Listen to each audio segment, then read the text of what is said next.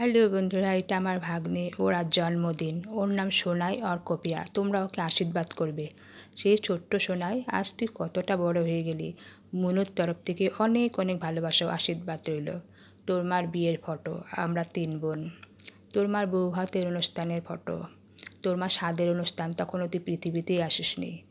তুই মামা বাড়িতে প্রথম স্নান করেছিলি তুরার বাড়িতে। তুরার বাড়িতে মামা ভাতের অনুষ্ঠান, আমি তোর বড় মামা, তুই বড় মামার কোলে। মামা ভাতের অনুষ্ঠানের দিন তুই আমার কোলে। আস্তে আস্তে বেড়ে ওঠা সব ফটো তোর তুলে ধরলাম, তুই দেখে নিস।